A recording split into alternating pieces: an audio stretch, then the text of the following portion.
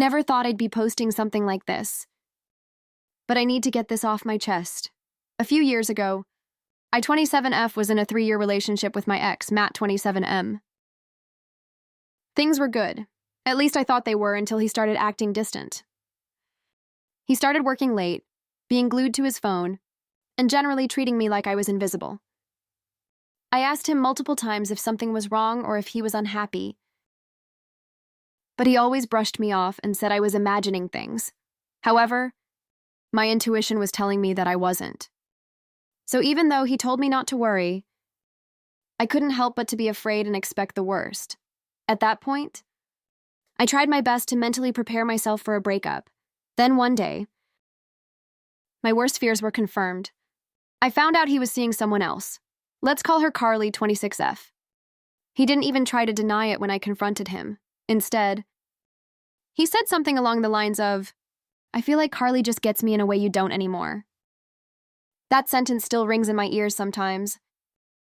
He packed his stuff and moved out within a week to live with her. It broke me. I spent months trying to piece myself back together. I had to move out of our shared apartment, find a new place, and start over.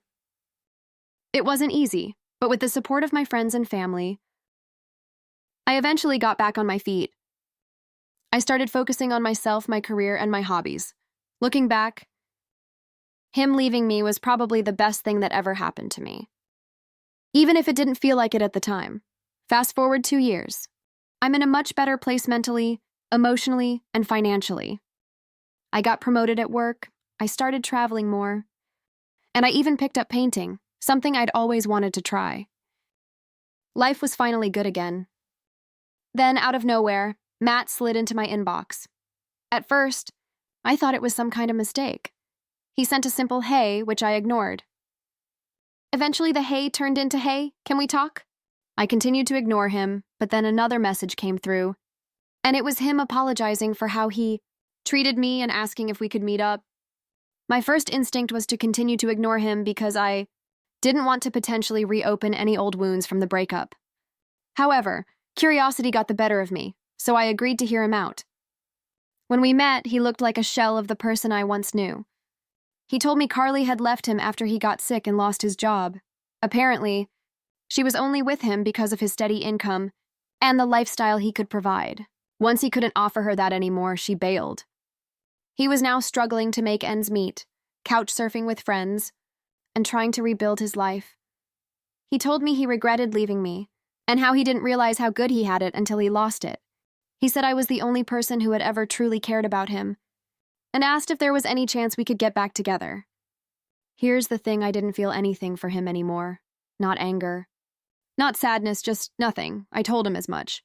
I said, "Matt, I'm sorry for what you're going through, but you made your choice. I've moved on and am not interested in revisiting the past."